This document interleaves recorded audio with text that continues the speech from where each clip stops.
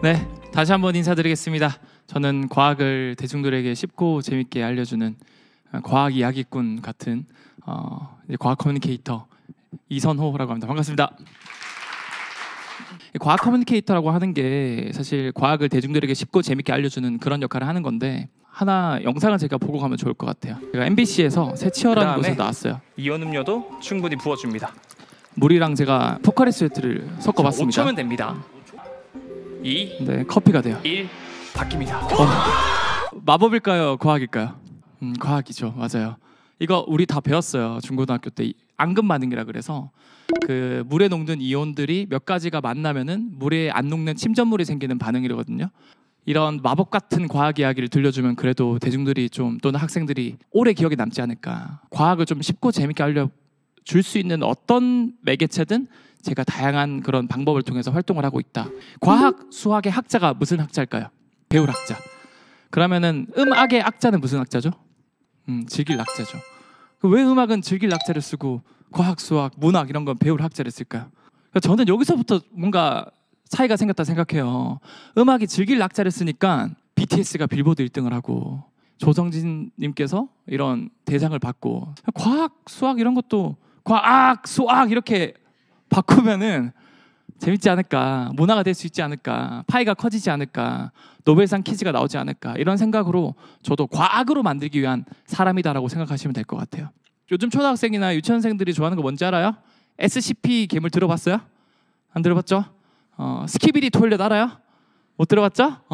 그런 것들, 또는 뭐 포켓몬, 그 다음에 로블록스 게임 속에서 원조 주기율표를 가르치고 있어요. 지우는 왜 피카츄의 100만 부트를 맞아도 괜찮을까요? 궁금하지 않아요? 이렇게 전기의 세기를 가르쳐요. 전기의 세기는 볼트가 중요한가요? 볼트만큼 중요한 게 암페어거든요. 전기의 세기 와트는 볼트 곱하기 암페어예요. 근데 100만 볼트만 높여봤자 암페어이 0이면 0이거든요. 그래서 이제 알려주죠. 우리 초등학생들한테. 야, 지우가 맞으면 왜 안 아플까? 이 볼트만큼 센 게 암페어가 중요해. 그러면 지우한테는 암페어를 높일까 낮출까? 낮춰요! 이렇게 해요, 애들이. 그럼 아이들이 또 아이들한테 막 다른 친구한테 가르쳐줘요. 웹툰의 랑토란 작가분이 만약에 서울대생들이 클럽에 가서 놀면 어떻게 놀까? 그래서 서울대생이 클럽에 왔어요. 이제 DJ가 1등급 소리 질러! 하는 거예요. 그러니까 다 소리 질러요. 와! 2등급 소리 질러! 하니까 갑자기 조용해져요. 살면서 2등급을 받아본 적이 없나 봐요. 재수없죠. 그리고 이제 여기 DJ가 또 클럽에 왔으니까 랩 이런 거 해야 되잖아요. 근데 또 이상한 랩을 해요. 이제 문과는 이제 태정, 태세, 문단세 뭐 이런 거 하고요. 이과는 이제 널 향한 주기율표라고 그래서 진짜 이런 랩이 있어요. 수해, 리베, 붕탄, 지산, 플레, 남아, 알교, 인황, 염아, 칼카. 감사합니다. 저뿐만 아니라 과학 커뮤니케이터 분들이 많거든요. 그런 분들이 비슷한 결의 가치관을 가지고 있어요. 이거 진짜 만들어 볼까? 그래서 한번 기획을 해봤어요. 그래서 몇 달에 거쳐서 준비해서 이제 쿠팡 같은 곳에 표를 팔았어요. 술, 담배 이런 거 다 금지, 오직 과학으로만 놀 거다. 올 사람 해서 표를 팔았거든요. 몇 명이 왔을 것 같아요? 한 10명? 20명? 매질이 됐어요. 여러분 놀라지 마세요. 지금 저녁 7시예요. 새벽 1시 아니에요. 술, 담배 없어요. 여러분 이거 플래시몹 이런 거 아니에요. 떼창이 본인들이 원해서 한 거예요. 네. 이게 조회수가 몇백만이 넘었거든요. 그리고 댓글이 몇만 개가 달렸는데 그 댓글의 90%가 다 외국인이었어요. 근데 그 내용이 다 뭐였냐면, 이렇게 유익하고 재미있는 과학 클럽 어딨냐, 우리나라도 하자. 근데 전 세계 최초로 대한민국을 했죠. 과학을 쉽고 재밌게 알려주기 위해서 오프라인에서 이런 무대를 꾸며보자. 근데 성공적으로 이렇게 오프라인에서도 과학 문화를 정착을 시켰다라는 걸 들려드리고 싶었어요. 그래서 저는 이런 삶을 살고 있어요. 그래서 행복한데 처음부터 이런 삶을 살았던 건 아니에요. 제가 어릴 때 과학을 되게 좋아했거든요. 그래서 저는 그 하나를 선택해서 과학자가 됐어요. 제 양력을 짧게 소개시켜드리자면, 가톨릭대학교 생명공학과를 졸업을 해요. 1년 조기 졸업으로 수석 졸업을 하고, 그 다음에 이제 서울의대로 갑니다. 그 다음에 의학 석사 졸업하고 박사 수료하고, 박사 수료가 졸업한 건 아니에요. 수료를 하고, 그 다음 뭐 글로벌 박사 펠로우십 이런 것도 받아보고 장학금, SCI급 저널지도 게재해서 이제 인용이 지금 한 40몇 편이 넘었어요.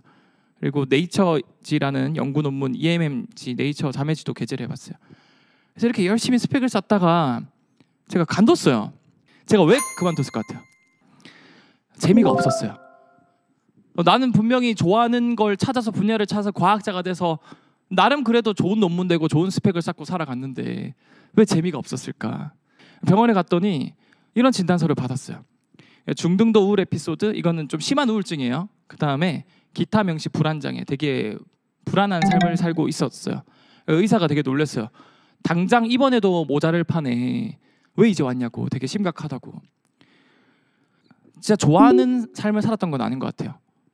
좋아 보이는 삶을 살았던 것 같아요. 그때 당시에는 이유를 몰랐어요. 그냥 힘들었어요. 근데 제가 다 간두고 오히려 백수가 되고 우울증이 나왔어요.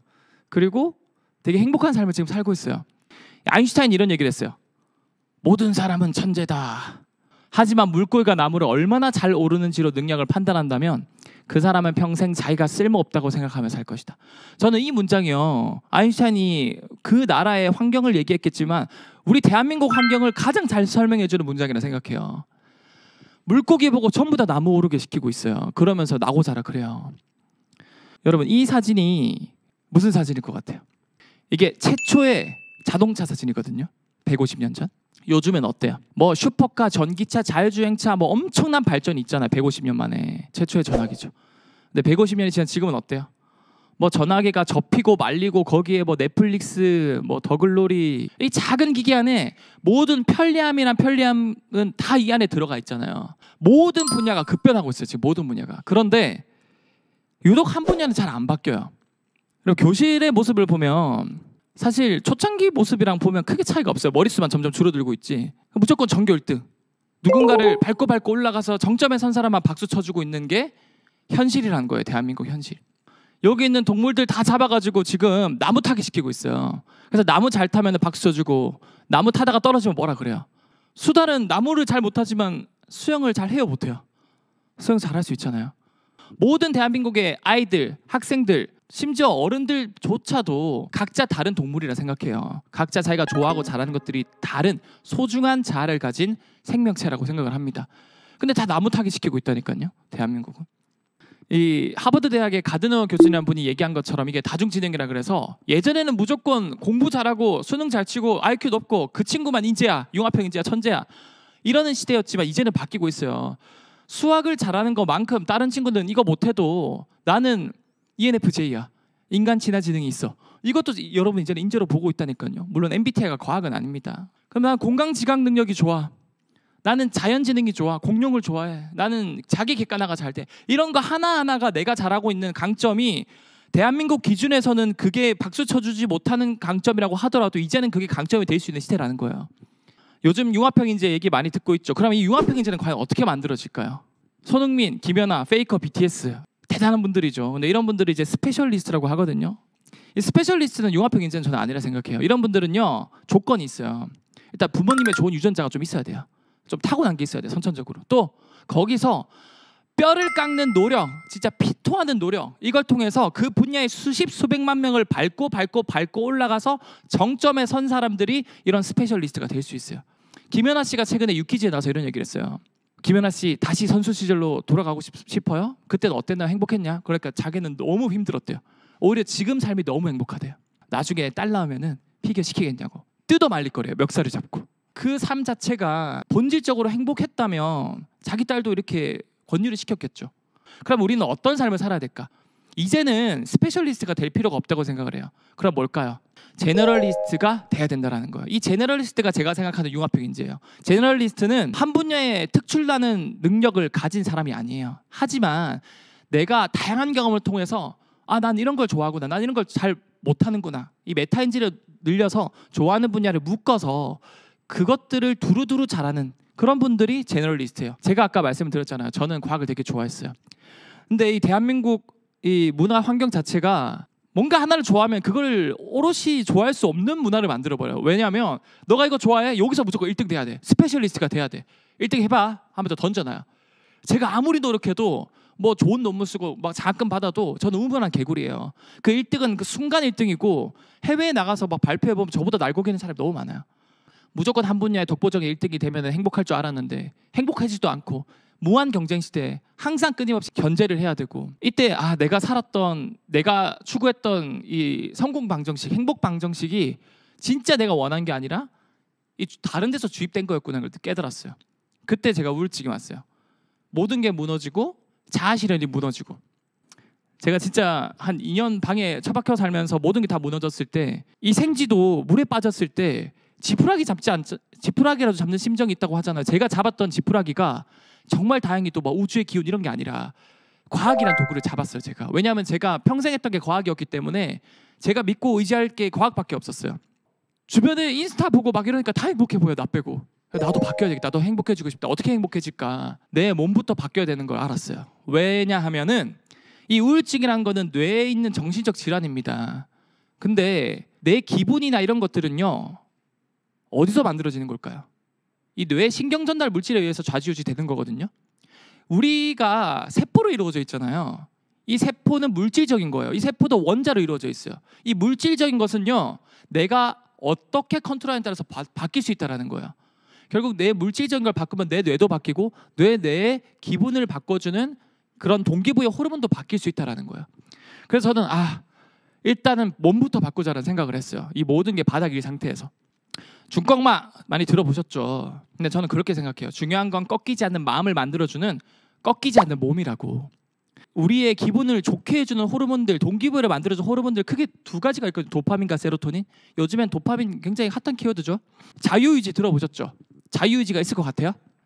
마라탕이랑 떡볶이가 있다고 생각해봐요. 여러분 뭐 먹고 싶어요? 고민 좀 하다가 한번 누른다고 생각해봐요. 한번 고민하다가 마라탕 먹을까 떡볶이 먹을까? 좋았어. 오늘은 마라탕이다. 딱 고르겠죠? 근데 내가 마라탕을 먹어야 되겠다고 딱 생각이 나고 누르는 순간, 그 순간 13초 전 있잖아요. 그 전부터 그 사람이 뭘 누를지 알 수 있대요. 이 자유의지라는 건 이미 우리 뇌에서 내가 뭔가를 결정한 거 다 결정돼 있는데 그걸 하고 난 행위 이후에 합리적인 그런 근거를 제시하게끔 만들어주는 착각이라는 거예요. 근데 이 자유의지를 만들어주는 게 뭘까요? 우리 순간순간 기분에 따라서 그 순간 선택이 바뀌고 그 선택들이 쌓여서 여러분들 인생이 바뀌는 거예요. 그러니까 그 기분을 바꿔주는 호르몬이 얘네들이에요. 근데 이 얘네들이 우리가 바꿔줄 수 있다니까요. 이 호르몬의 분비를요. 그러면 어떻게 바꿀 수 있을까? 이 도파민과 세로토닌 보면 도파민은 크고 자극적인 기쁨, 쾌감에 민감하게 반응합니다. 물론 얘 자체가 분비된다고 쾌감이 나오는 건 아니고 뭔가 쾌감을 느꼈을 때 얘가 분비되면서 그 행위를 계속 반복하게 유도를 하는 게 도파민이에요. 세로토닌은 도파민만큼 자극적인 건 아니지만 좀 잔잔하지만 사소한 기쁨을 줍니다. 이 호모사피엔스는 30만 년의 역사 동안 도파민이 어떻게 분비됐냐면 내가 뭔가를 목표를 세우고 그거를 달성하기 위해서 노력하고 참고 인내해서 달성했을 때 도파민이 분비됐거든요. 대개는 사냥이었겠죠, 우리 조상들은. 근데 요즘엔 뭐예요? 그냥 베개 얼굴 파묻거나 또는 배달의 민족 한번 클릭하거나 마라로제 떡볶이 하나 누르거나 밤에 잘 때 틱톡 릴스 쇼폰 좀 보거나 이러면 그냥 빵빵 터지는 거예요. 그러니까 내 입장에서 난리가 난 거예요. 뭐야? 내가 항상 참고 노력해서 목표를 달성했을 때 도파민이 분비됐는데 그냥 쉬운 포기, 쉬운 선택으로 나오네. 베개 얼굴 파묻을 때 처음엔 되게 기분 좋거든요. 근데 계속 반복되면 이게 내성이 생겨요. 그럼 또 행복하지도 않아요. 그러니까 나태한 불행한 나로 다시 돌아온다는 거예요. 엑소쌤, 어떻게 하면은 이 도파민을 올바르게 분비할 수 있을까요? 우리 호모사피엔스가 항상 해왔던 걸 하면 돼요. 30만 년 동안. 항상 도파민 분비되는 방법이 뭐였을까요? 목표를 세우고 그걸 달성하기 위해서 노력하고 달성했을 때 도파민이 나온다. 자, 두 번째, 올바른 세로토닌 이용법. 여러분들 살면서 되게 행복한 날 있지 않아요? 뭔가 다 기분이 좋고 다 할 수 있을 것 같고 잘 생각해 보시면 그 날 잘 떠올려 보세요. 되게 날씨가 좋았을 거예요. 이 세로토닌이 그 기분을 나게 해줘요. 들뜨게 하고 뭔가 의욕이 넘치고 공부 막 잘할 수 있을 것 같고 막 그날따라 청소해야 돼. 막 청소 막 다 뒤집잖아요. 맞죠? 햇빛만 충분히 쬐도요. 나를 설레게 해주고 기분 좋고 의욕을 만들어준 동기부여를 세로토닌이 충분히 만들어줍니다. 이렇게 세로토닌이 분비되면 하루 종일 기분이 좋고 의욕이 넘치는데 또 이 세로토닌이 잘 때 되면요 숙면을 취하게 해주는 멜라토닌으로 바뀌어요. 그럼 또 꿀잠을 잘 수 있어요. 선순환이 되겠죠. 더 좋은 거는 이 햇빛을 받으면요 또 잠이 깨요. 잠을 깨게 해주는 각성 호르몬이 나오거든요. 그럼 기분 좋게 또 잠이 깹니다. 선생님 저는 두 개 다 귀찮아요. 제가 두 마리 토끼 다시 한번 알려드릴게요. 너무 쉽게. 한 6개월 전쯤에 펜실베니아 의과대학에서 굉장히 재밌는 연구 결과를 내요. 네이처지에 나왔는데 유전적으로 100% 똑같은 쥐를 구매해가지고 얘네들의 성격을 봤어요. 근데 유전자가 똑같다라는 거는 이 레고로 치면은 설명서가 똑같기 때문에 설명서를 보고 만든 레고 블럭은 똑같겠죠. 근데 너무 성격이 달라요. 유전자가 100% 똑같은데 어떤 쥐는요 하루 종일 필라테스랑 그다음 헬스 운동을 합니다. 수영장 가고 중요한 건 꺾이지 않는 쳇바퀴. 동기부여가 충분합니다. 옆에 지가 돌아가든 안 돌아가든 계속 운동을 해요. 야, 얘는 진짜 동기부여가 충분하구나. 근데 똑같은 지들인데 어떤 지들은요, 유전자가 100% 똑같은데 잠만 자요. 맨날 넷플릭스만 보고 배달의민족 해가지고 마라탕만 시켜 먹고. 과학자들이 이게 너무 신기해서 왜 그런가 봤더니 이 쥐의 장내 세균이요, 너무 달랐던 거예요. 여러분, 굉장히 재밌는 이야기를 제가 하나 들려드릴게요. 여러분들은 세포로 이루어져 있는데 세포가 한 30조 개로 이루어져 있거든요. 근데 이 30조 개의 세포보다 더 많은 생명체가 우리 몸에 살고 있어요. 그게 장내 세균이에요. 50조 마리에서 100조 마리가 넘는데 그 누구도 내 장에 어떤 종류의 세균들이 살고 있는지는 아무도 신경을 안 써요. 정말 놀랍게도 이 쳇바퀴를 열심히 도는 쥐는요, 동기부여가 충만한 쥐는요, 유익균이 굉장히 많았대요. 이 장내 세균들이 우리가 먹은 음식의 찌꺼기를 먹고 동기부여를 만들어준 도파민, 세로토닌의 재료를 우리 몸에 계속 넣어주고 있대요. 그러니까 우리의 지금 기분이나 이 중간의 선택이요, 내가 직접 선택한 게 아니라 어쩌면 장에서 만들어진 기분일 수 있다는 거예요. 근데 그 기분은 그냥 숙명적으로 우리가 따라야 돼, 아니면 우리가 만들 수 있어요. 우리가 바꿀 수 있어요. 내 몸부터 바꿔서 호르몬 바꾸는 방법 너무 쉽죠. 요거트 꾸준히 퍼먹기, 그 다음에 햇빛 쬐기, 그 다음에 작은 목표 시작하기. 중요한 건 꺾이지 않는 마음을 만들어주는, 꺾이지 않는 몸을 만든 다음에 제가 뭘 했냐면 가치관이 바뀌기 시작했어요. 왜냐면 아무것도 하기 싫은 그런 동기부여가 바닥인 상태에서는 아무것도 못 하겠죠. 근데 이렇게 퍼먹고 햇빛 쬐고 나가면서 달리기 하고 체력이 올라가고 호르몬이 좋은 호르몬들이 나오니까 긍정적으로 바뀌면서 제가 제 가치관이 바뀌더라고요.